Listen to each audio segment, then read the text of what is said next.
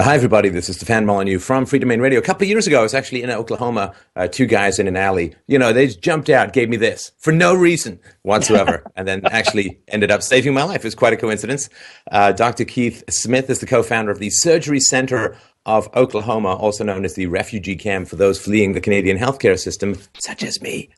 Of course, in Oklahoma, owned by 40 of the top physicians and surgeons in central Oklahoma, Dr. Smith serves as the medical director, CEO, and managing partner while maintaining an active anesthesia practice. I assume that you're also a consultant for Ben Carson's speeches as that skill set.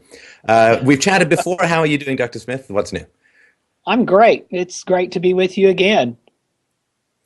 So, the statement I think that got the most shock in the last time we talked, which I'd like to open with again because, we've got, 150,000 new subscribers since we last chatted, was the statement that you've made that goes something like this, and I'm paraphrasing. Healthcare is not actually that expensive. And that is something that really people find quite shocking, of course, with all of the Obamacare stuff and seeing the constant escalation of their premiums. What are you talking about? Healthcare is not that expensive. Don't you see the bills people get? Well, there's a vast difference between what people are charged and what it actually costs to deliver care to patients. And there's even a more vast difference between the idea that people that have coverage think that they actually have access to health care, as you very well know.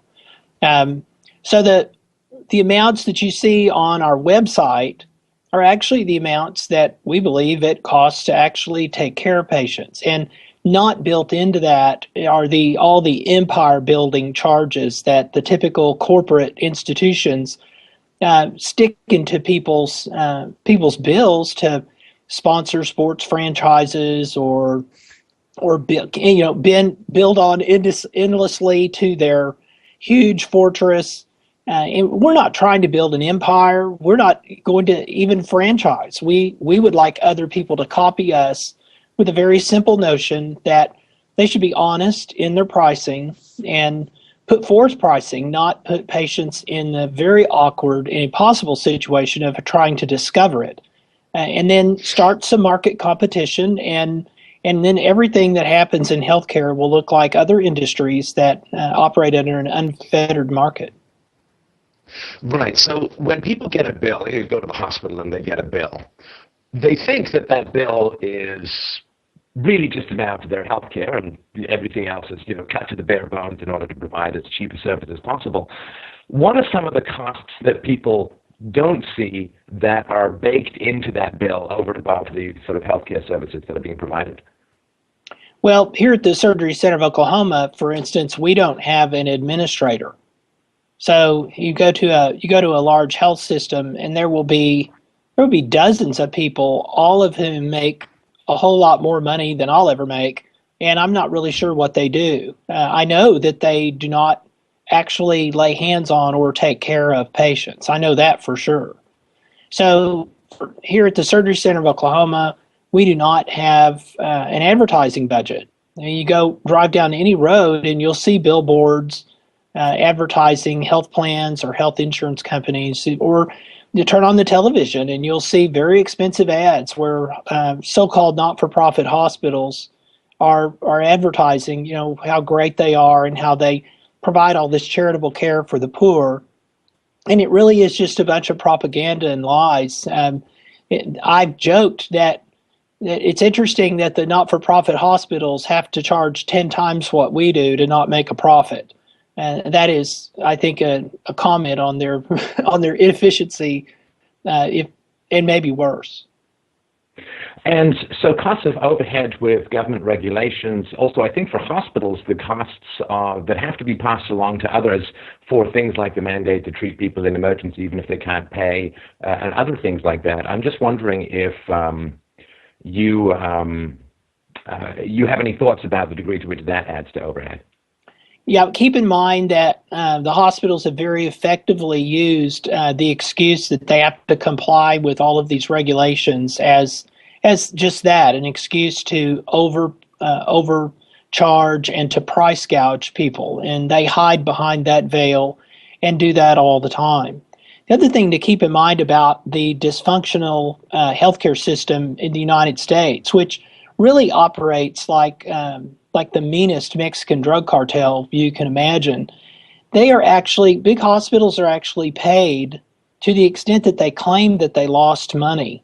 There's a program called the Uncompensated Care System that operates like the opposite of Enron, where Enron overstated their gains in order to make more money. The hospitals actually make more money to the extent that they claim that they lost money, because these losses that they claim, like the $95 they don't collect for the $100 they charge for an aspirin, that loss goes to Washington, D.C., and forms the basis of the kickback they subsequently receive. So there's a lot of propaganda, there's a lot of lies, there are a lot of excuses, all of which serve the interests and line the pockets of these corporate hospitals. And it's cronyism. I mean, it's what it is. They've worked very hard and paid a lot of money to gain these favors, and while the legislators auction off what few liberties we have left to these guys. And there is a general misconception, I think, about healthcare in the United States, that it is driven by a lot of free market principles, and this is what the free market does to healthcare. And of course, you guys, since you put your prices right there on the website and operate a fairly lean organization, I think you're an example of being closer to the marketplace. But to what degree would you say the healthcare system in the United States is dominated by laissez-faire free market principles? I would say it's, if you include plastic surgery and LASIK surgery and this growing free market movement, I would say it's somewhere between 10 and 15% of the industry.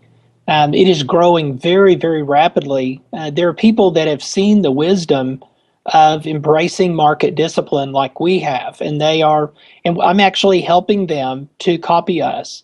Then there are people who see this free market movement as very scary, and they're joining up, kicking and screaming, but they're joining nonetheless. The market has a way of doing that. Fear really will drive people oftentimes to do the same thing, particularly when the alternative is bankruptcy.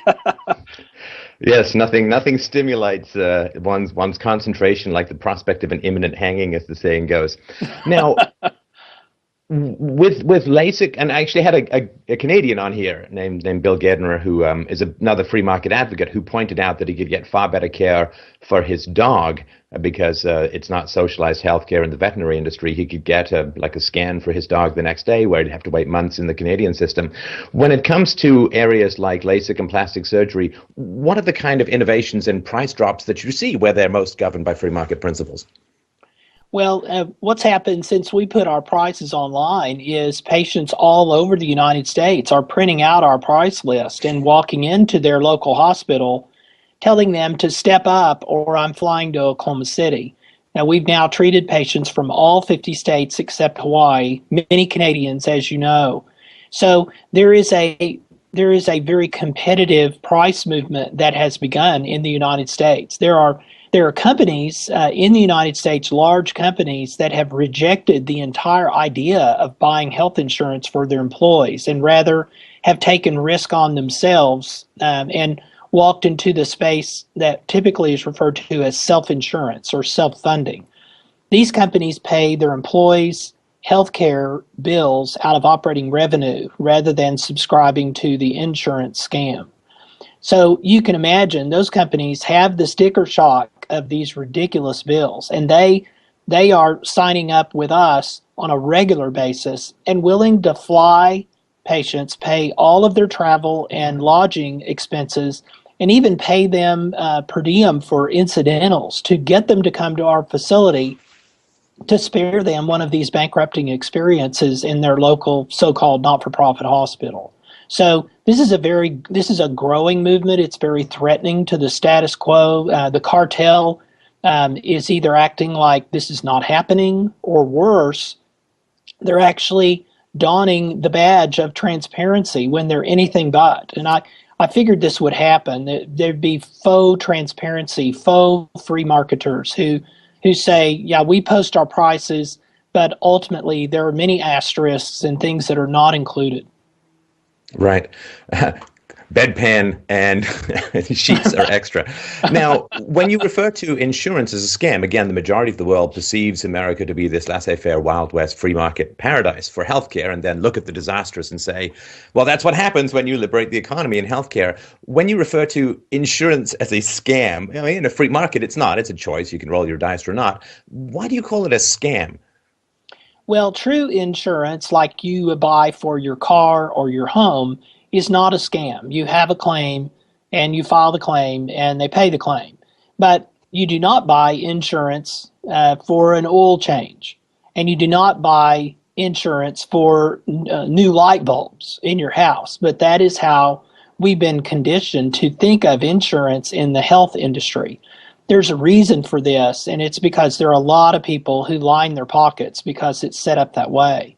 Many years ago, major medical insurance policies were truly good insurance policies, and you could buy an insurance policy that covered health and medical uncertainty.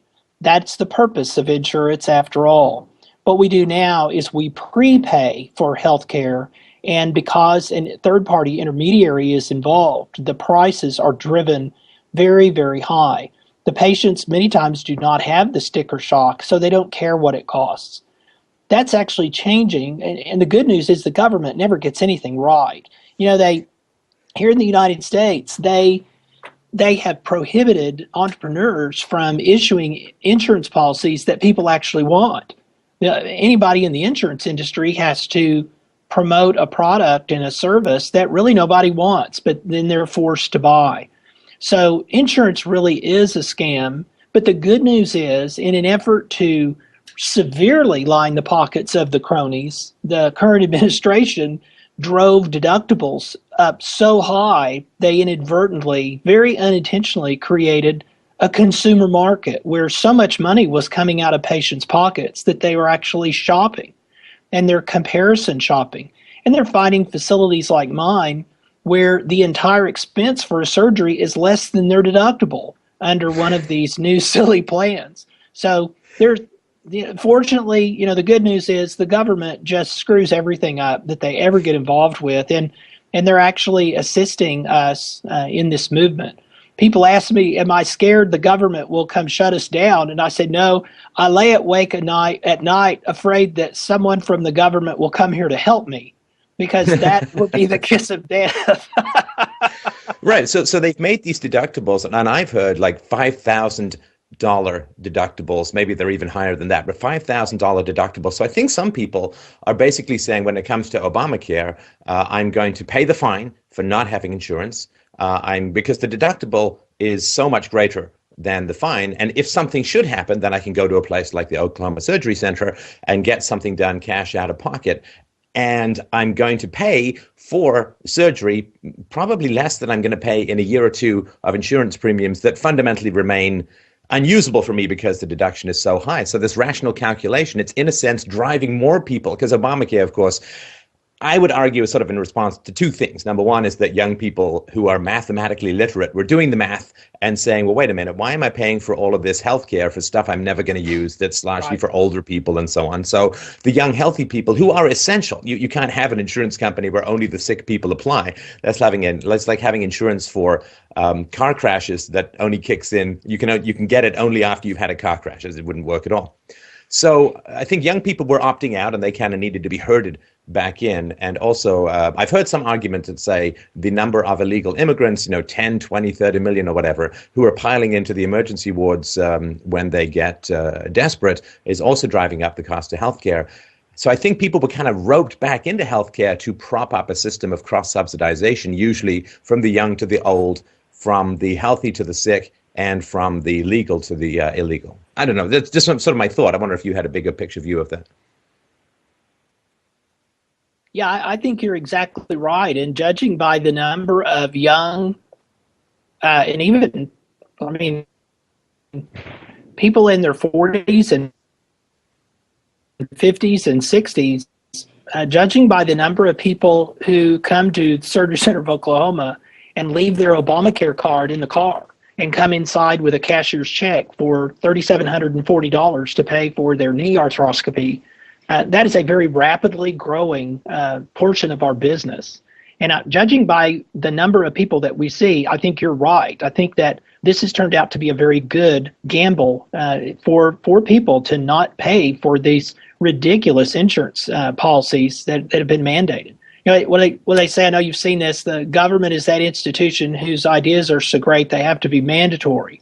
And I think these insurance policies have gotten to be so horrible and not seen as a value that in the marketplace there were enough people that were just simply choosing to be uninsured. That was probably a big part of why the United States decided to inflict the Unaffordable Care Act on people, was to make sure that we were required to buy these policies that otherwise, left alone and to our own devices, we would never buy on our own. So maybe you can help me unravel a central paradox that I always have trouble with when looking not just at American healthcare, but healthcare around the world. And it seems to me something like this. Healthcare is increasingly expensive, out of reach, people are going bankrupt and so on. But at the same time, it seems that people are, let's just talk about Americans. Americans seem to be taking less good care of their health, even at a time when they're increasingly complaining about healthcare costs. So for instance, obesity, of course, is a huge problem in the United States, at the same time that people are complaining that healthcare costs are so high. I wonder if you can help me unravel this paradox of people complaining about something and then doing everything they can to drive up their own costs of consumption with bad health choices. Yeah, and I think about Ambrose Bierce in his Devil's Dictionary. He defined accountability as the mother of God. And I think that there is a general amount of unaccountability that probably explains some of what you've described. The other problem in the United States and really all over the world is really almost like a conspiracy to keep people unhealthy and to keep them fat. I mean, the foods that are terrible for people are cheap and readily available. So as the economy continues to take hits from the great usurper of choice, the government, and people's opportunities become more limited, as does their income, then it becomes more difficult for them to actually eat well and make better choices. And after all, this huge safety net is perceived as underneath everyone.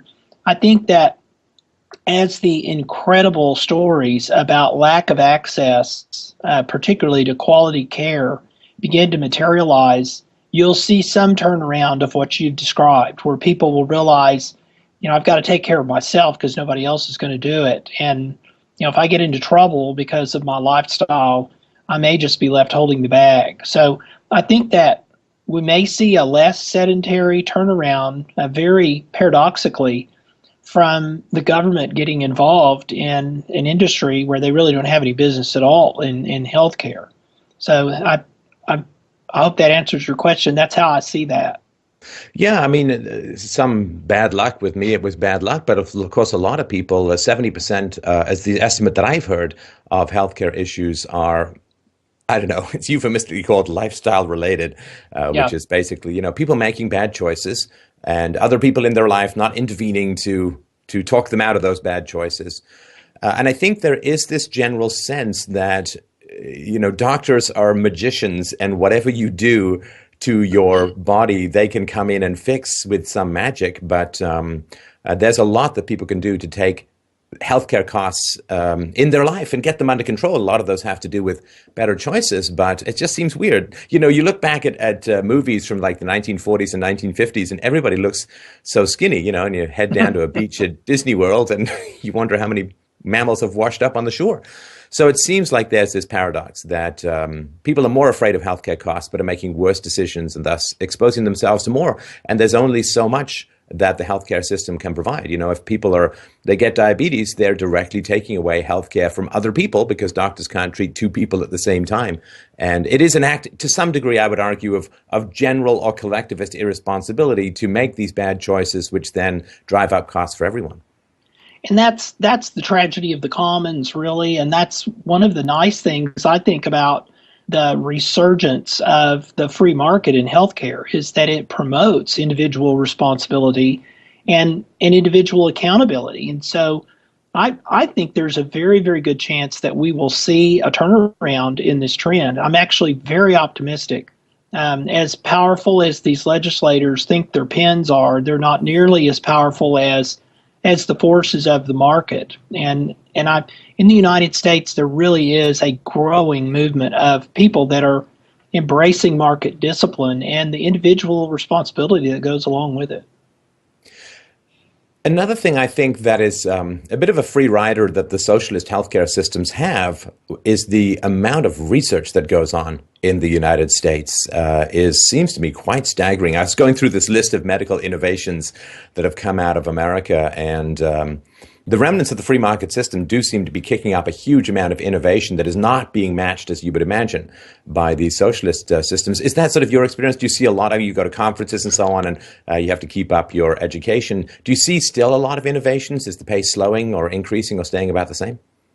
I think it's staying about the same. I would caution anyone that is bemoaning the United States' disproportionate contribution to research to consider that the editors of the New England Journal of Medicine and the editor of the medical journal Lancet both resigned in disgust because they claimed at least 70% of the articles that were in their journals were trash and were completely biased toward the folks in whatever corporate healthcare industry that funded this research.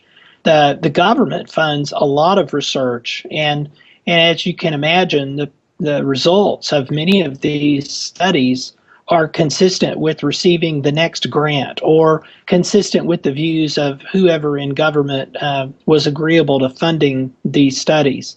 So a lot of the research that goes on that's not directly linked to innovation is very, frankly, not very good. There is some that is. I don't want to broad stroke it too much, but there's a lot. And that's just not me. That's New England Journal and Lancet saying that. The innovation is stifled by the government itself. I mean, the Food and Drug Administration is just a complete disaster and exists to protect the existing players in the industry and to really hamstring true innovators and upstarts and underdogs to make their cost of entering the market so prohibitively high that the big dogs can buy them or take them over or stomp them out. So the FDA really works as the strong man in healthcare innovation in the United States. And we'd see a lot more of it if the government would just get out of the way. And that's no different than any other industry, I know, but it's certainly true in healthcare as much as people would like to say that it's not. Yeah, I mean, Dr. Mary Ruwart, who's been on this show, has talked about the degree to which the FDA, by keeping life-saving drugs that are legal in other countries and continents out of the hands of America, is responsible for the deaths of millions of Americans who can't get access to medications that are perfectly safe, acceptable, and used in other countries. But of course, competing treatments are using, or the FDA keeps competing treatments out. I wonder to some degree whether there's industry influence over the FDA to keep competition out. Oh, yeah. And they also approve killer drugs. They also give the green light and stamp of approval to drugs that are killers and then cover up the fact that they knew that. So there's no doubt in my mind the FDA acts as a strong man for the existing crony players to keep the upstarts from effectively competing with them. Right. Now, for those who are coming from socialist-style healthcare systems, I just wanted to mention what an astounding experience it was to work with you and your team on my health issue. Because I grew up in England. Oh, Lord. I mean, just about everything was socialized there in healthcare, including dentistry. Thus, of course, British people are famous for their lovely teeth. But it was an incredible experience. You know, I would almost suggest to people in socialist healthcare countries, you know, go run into a wall and then fly to Oklahoma. Just once in your life, you need to experience free market medicine. I mean, let me give you a quick example of what it's like to be trying to get healthcare in Canada. Okay, so I'm on a conveyor belt, see, and the doctor has about 18 seconds. They're like, hey, doc, I've already got this problem. I wonder if you can... because they're just going through the whole time. They're just shooting you out like a cannon. Yeah, ka-ching, ka-ching, ka-ching. So keeping people's attention, you know, your team sat down with me. We went through everything that was going to happen. the shunt was removed. So a doctor came to me. Like, this is amazing. You know, this is like literally expecting a doctor to come to you is like expecting to climb Mount Everest by having the mountain rise up underneath you. The doctor to come to you and help you, like, took out the shunts after the surgery and so on. It was an unbelievable experience. And it was really nice, of course. I mean, the relationships were great. It was fantastic to feel like I wasn't begging, you know, because in the healthcare system, you're like, well, I can't upset anyone because then they can just shove me to the back of the line or just not pick up the phone or whatever. Right. To have actually weight in an economic interaction is so refreshing. And when I think about the amount of taxes I've paid for the healthcare system, which I then had to flee, it is a really shocking experience and incredibly powerful, you know, when my sort of ideology matches life circumstances so powerfully. It is an amazing thing. Do you talk to other doctors about, like the ones who are currently in, I guess, more government focused or government centric or Medicaid or Medicare focused practices? Do they seem to have the same kind of relationship with patients that you have? Because it seems that would kind of decay away to a quasi-Canadian experience. Yeah, unless a physician rejects almost all of the mainstream thinking in healthcare, even here in the United States, they're not going to be able to operate or practice the way that we do. The way that we're set up is very simple. Our livelihood depends on success stories like the one you just told. If patients are not satisfied with us, then they move on, and we all are broke. So there is total accountability, and we've embraced that because we know that competition makes us all better, and it tends to drive prices lower and create even more efficiencies and opportunities. That's a very scary prospect for somebody who is involved in a cartel system, basically where competitors are locked out. But our ability to spend time with and directly relate to and communicate with patients and really judge their satisfaction from that interchange is unparalleled and is a direct result, I believe, of rejecting many of the tenets of American healthcare. And what we have in the United States is not a failure, really, of the free market. It's an absence of the free market. And what you experienced is a very different brand where all the players involved all know that your satisfaction is key, and the results are predictable. I mean, any other business that, you know, the Department of Motor Vehicles doesn't rely on your satisfaction, and so that's really not one of their priorities. That's not the top of their list. They know you have no alternatives. You're coming back, and we do not operate in that way at all. There was a moment, I don't think I've ever told this to the listeners, but for those who don't know the history, very briefly, I had a lump developed on salivary gland. And the doctors up here basically said, oh, it's nothing, you know, we'll remove it at some point and so on. And they took a biopsy, it was fine. But anyway, so the doctor I talked to said, well, you know, we'll open up your whole jaw line here to get at the salivary gland and remove it. And of course, you guys did a great little thing down here where as I get an increasingly old guy turkey neck, it's gonna be buried in there. And so, and then they said, oh, by the way, it'll be months until you can get this lump removed. Although it's, you know, it's benign or whatever, right? And it was, you know, getting fairly goiter-ish, right? So, so I thought, okay, well, I'll go down and get this benign thing removed. I do public speaking, and I don't want people to say what's growing out of your head that we need to know about. And so what was interesting was, as I was going to be wheeled into the operating theater, into the operating room, my cell phone rang. And it was my doctor's office, or the doctor's office in Canada. And they said, oh, listen, something's opened up in 2 days. Now, I could have, and you guys were fine. You said, if you want to go back, you can go back. So I had free surgery in Canada. First of all, my first thought is, I wonder why his surgery opened up. You know, that's usually not, maybe someone died who was under his care or whatever.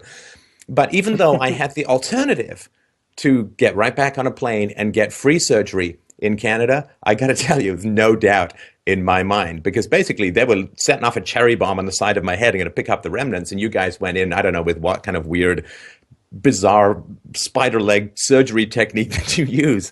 But even when I had the choice of imminent surgery that was going to pay for, or free surgery back in Canada, I just basically hung up and said, nope, taken care of. Thank you very much. And I think that's a really powerful thing for people to understand, that there's nothing cheap, there's nothing more expensive than free, particularly when it comes to your health.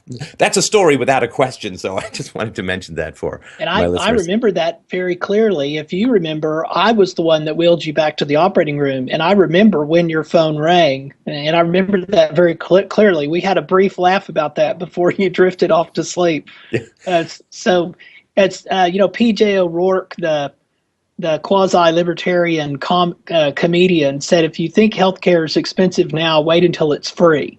And I think that's a great way to sum up what happens when you ultimately just throw caution and accountability to the wind in healthcare.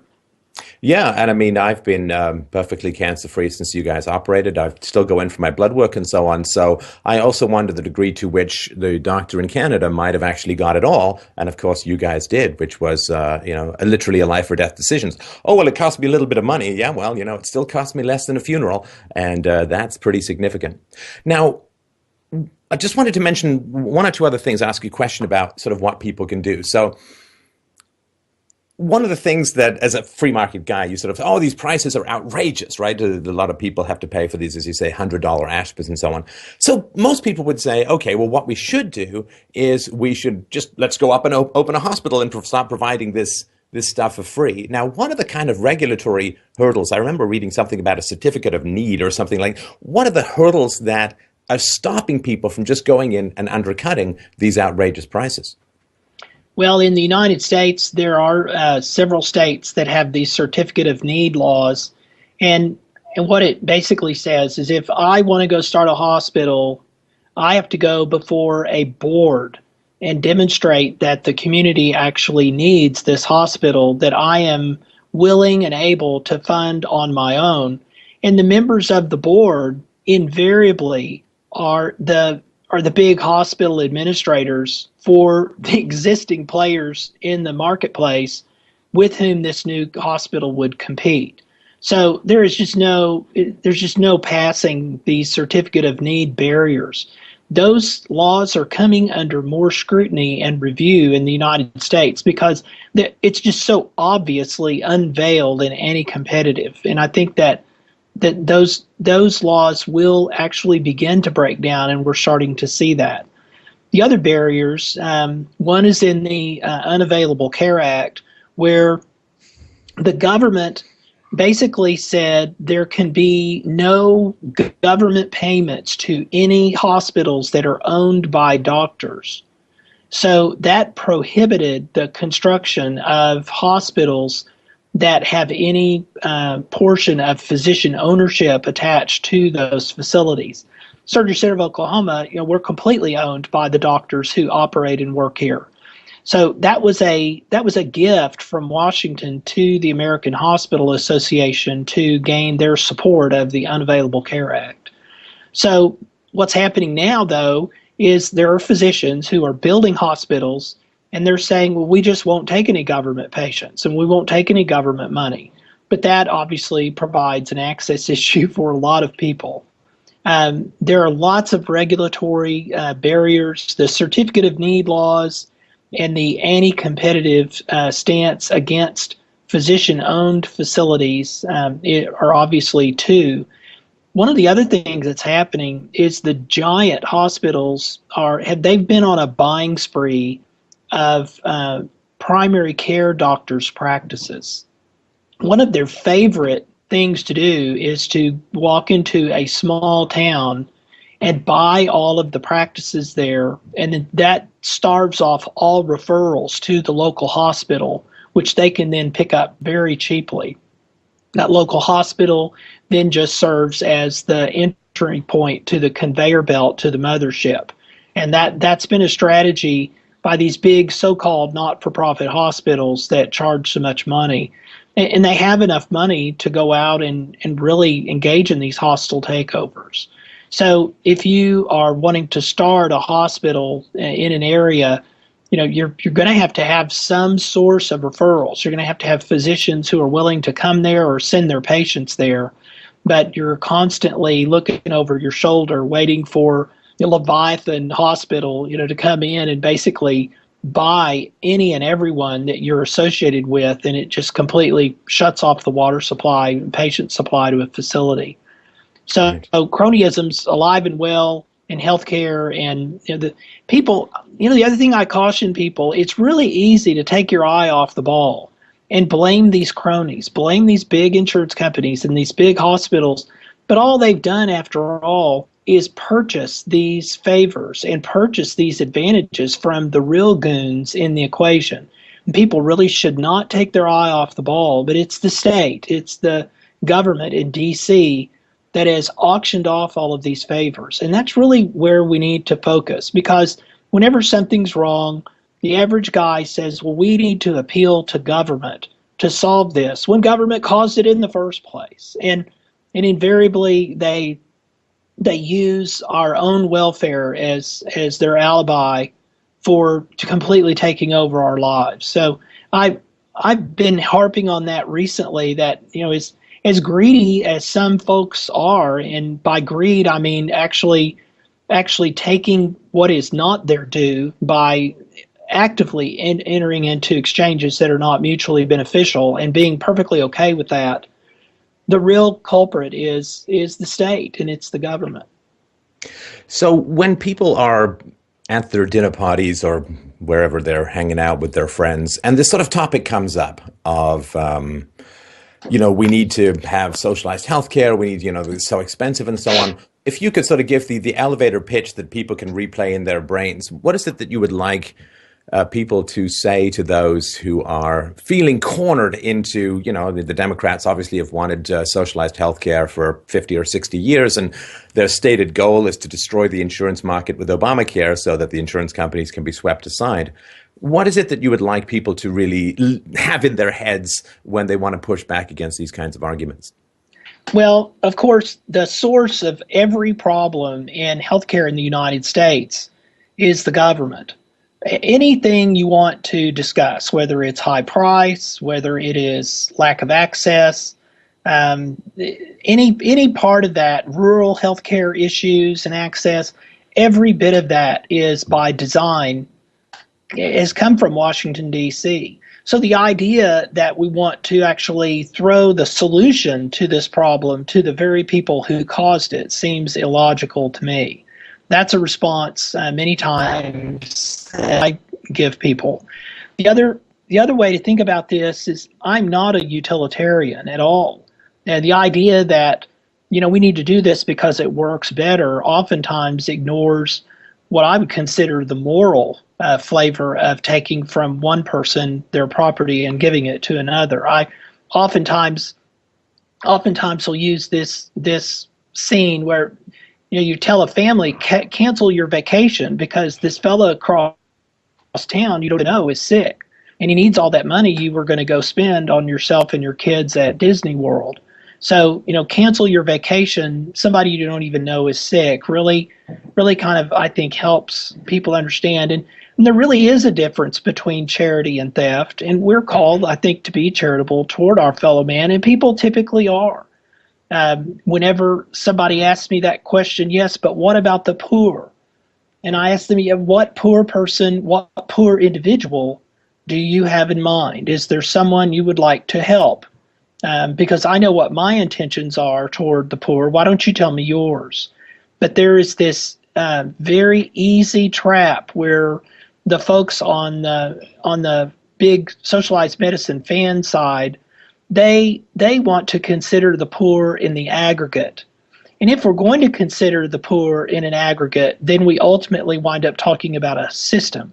If we're talking about the poor in the aggregate, then we also need to talk about the virtues and the benefits of the free market in the advocate. That's the only apples to apples comparison. And when I think about the money that we have saved people here at the Surgery Center of Oklahoma, and the extent to which that could have been used to ameliorate the needs of the poor, that's an aggregate to aggregate conversation. But typically when somebody says, what about the poor, I'll ask them, what person do you have in mind that we can help? and they typically go running off because they have no intention of getting their checkbook out. I think it was Rothbard said there's nothing easier than conspicuously spending other people's money on your favorite project. So that is the way, that's the nature of the conversation I typically have with someone. We can talk about it doesn't work. How about the fact that Canadians are coming to Oklahoma City? I mean, what else do you need to say? Seriously. So that's the utilitarian side. But I reject it, I think, on a premise that's far upstream of that. And that's that it's simply wrong to consider that you have the right and control to somebody else's property. And that's what it boils down to for me. Right. Yeah, no, I literally will get people on my show calling in and demanding how the poor would be educated in a free society, and to which my reply is, well, I'm handing out 7 million free lessons a month. What are you doing? You know what I mean? Unless you're actually operating on a poor person for free while asking that question, I don't really, because just, it's just a way of clogging up the works and stopping anybody who wants to do anything really good with this imaginary sympathy for an imaginary group that these people aren't actually getting off their butts to help. So I really want to make sure people get your vital statistics, the website, and also remember, even if you can't make it to Oklahoma, you can, as you mentioned, take the Oklahoma price list, which is one of the few places that actually do put your prices on the web, and you can shake it in people's face and say, like you're going to buy a computer and you say, there's a cheaper computer across the street. So let's get your information, your hours of operation, how long you've been around, the website, and so on. Make sure people can find you to get to you, or to at least use your stuff as marketing leverage. Well, our website is surgerycenterok.com. We've been open 19 years this coming May. We opened in 1997, and your listeners might appreciate we have never taken a dime of government money and never will.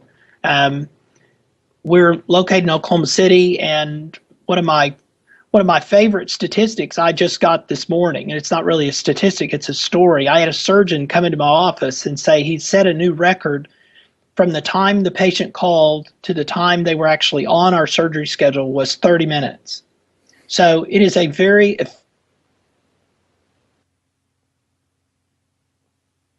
efficient, very fast, it's directly. And the other thing I'd like to mention, Stefan, is there is an organization that I've started called the Free Market Medical Association. And the reason I started it is there are so many facilities and physicians in the United States that have desired to copy what we're doing. So if people will go to marketmedicine.org, there's a picture of a United States map, and there are dots all over it where there are facilities that operate very much like we do. So they may find some place that's closer to home, that's not all the way to Oklahoma, for instance. If there are facilities in Virginia and California and New York and all over the country that are clamoring to and running to this model. So that's something else I would like to mention. We don't want a franchise. We're not trying to get rich. We want everybody to copy us. So there is a real change, and the free market can dominate healthcare like it does the few industries that are left that have embraced it. But that's something worth checking out, is that Free Market Medical Association website. Yeah, we'll put links to all that below to make sure that people can find it. And I really strongly urge people, have conversations about freedom within healthcare proactively, because generally the way that the system works is that people are healthy, so they don't really care about it that much. And then when you get sick, you're too busy dealing with being sick to activate for change. And then when you're done, you're so relieved to have it in the rear view that you just want to get on with your life. So there's never a sweet spot where you're really motivated and effective in working for greater freedom in healthcare. So I think you have to kind of grit your teeth, confront people, talk about these difficult issues, because waiting until if circumstances kind of dictate the need for you is almost always waiting too late. It's like criminal reform, like if you're not arrested, you don't care. And if you are arrested, you're too busy fighting the system. And afterwards, you're too relieved to have it in the rear view to circle back and do it. So I really strongly urge people to really have these conversations with people about healthcare, because it is such an essential issue. You know, I lived my whole life. I'd never been in hospital, never broken a bone, perfect health my whole life. And then boom, out of nowhere, you know, Satan touches my neck and off I go on this wild adventure. And now that it's in the rear view, of course, my urge is to just never go back there again. But it is really essential that we talk about these things, because more so than just about any other issue other than direct incarceration, it is a life and death issue for millions of people in America and around the world. So strongly urge people. I wanted to give you guys one last compliment, other than thanks for not feeding Canadian worms with my body. But when I came back, my doctor was like, wow, where did you get that done? And I told the story, and she was like, holy, that's great. How did they do that? Oh my gosh, how funny. So yes, if you have a problem, if you stub your toe, if you have something in your eye, call the Oklahoma Surgery Center. These are the guys to talk to, and I can't thank you enough. My family thanks you enough. My listeners, thank you a lot for the fantastic work. I mean, we paid, it was an economic relationship, but I just wanted to continually express my appreciation to you, what you've done, the stand you've taken, your staff, your facilities, everything that happened there was fantastic. And the outcome has been, cancer-free for years, no signs of any problems. And I just, from the bottom of my heart, thank you so much for all of the fantastic stuff you've done for me and for the world as a whole. Well, it is certainly our pleasure and honor to have participated in your care, and I'm thrilled that you've done so well. All right. Thanks, Emil, and we'll talk again. Thanks a lot. Bye-bye. Bye-bye.